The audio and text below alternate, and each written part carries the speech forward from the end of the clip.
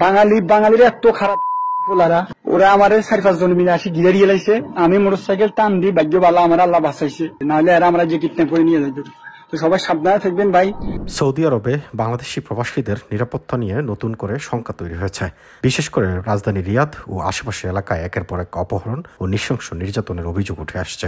গত 3 মাসে অন্তত 40 জনের বেশি প্রবাসী সামাজিক যোগাযোগ মাধ্যমে এসব ভয়াবহ ঘটনার বর্ণনা দিয়েছেন।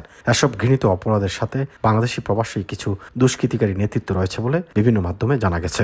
সৌদি আরবে অপহরণকারীদের অপতৎপরতায় আতঙ্কিত প্রবাসীরা। সৌদি আরবের রাজধানী রিয়াদে সম্প্রতি একাধিক প্রতারক চক্রকে ধরে পুলিশের হাতে তুলে দিয়েছে ভুক্তভোগী প্রবাসীরা।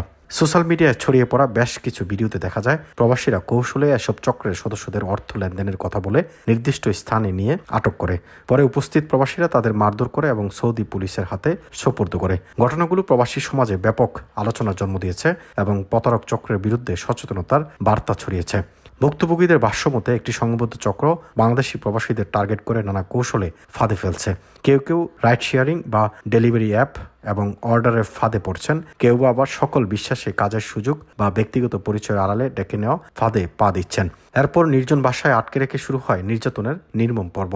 হাত পা বেঁধে বেধড়ক মারধর করা হয় এবং সেই দৃশ্য ভিডিও কলে দেখিয়ে প্রবাসীদের স্বজনদের কাছে মোটা অঙ্কের মুক্তিপণ দাবি করা হয়। সৌদি আরব প্রবাসীদের মতে বাংলাদেশ সরকার এবং দায়িত্বশীলদের সুরক্ষার ব্যবস্থা না থাকায় সবচেয়ে বেশি ঝুঁকিতে রয়েছেন প্রবাসী শ্রমিকরা, বিশেষ করে সৌদি আরবের বিভিন্ন স্থানে থাকা প্রান্তিক ও দুর্বল শ্রেণীর শ্রমিকরা। অপরাধী চক্র যখন নিশ্চিত থাকে যে তাদের বিরুদ্ধে কোনো কার্যকর ব্যবস্থা নেওয়া হবে না, তখন তারা আরও বেপরোয়া হয়ে ওঠে। এতে ন্যায় বিচার ধোঁয়াশায় পড়ে, নিরাপত্তাহীনতার শিকার হয় নিরীহ মানুষ। সঠিক তদন্ত ও আইনি সুরক্ষা না থাকায় ভুক্তভোগীরা হয়ে পড়েন অসহায়, আর অপরাধীরা পায় অদৃশ্য প্রভাব ও আশ্রয়ের ছায়া।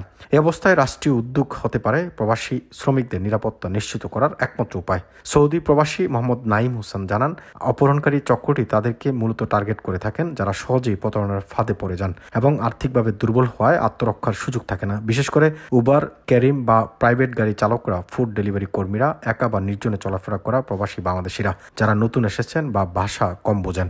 প্রায় প্রতিদিনই সৌদি আরবের কোথাও না কোথাও প্রবাসী বাংলাদেশিদের অপহরণের ঘটনা ঘটছে। এর পাশাপাশি পাল্লা দিয়ে বাড়ছে গাড়ি চুরির মতো অপরাধও।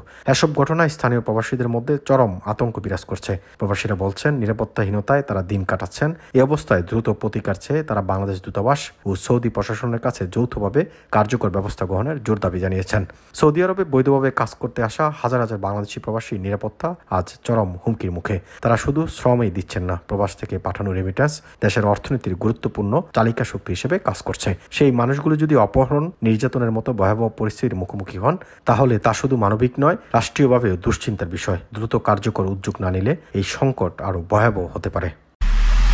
এমআইবি সংবাদ ও সংবাদ সংশ্লিষ্ট অনুষ্ঠান দেখতে ভিজিট করুন www.mibtelevision.tv ও facebook.com/mibtelevision.tv এবং সাবস্ক্রাইব করুন youtube.com/mibtelevision এ।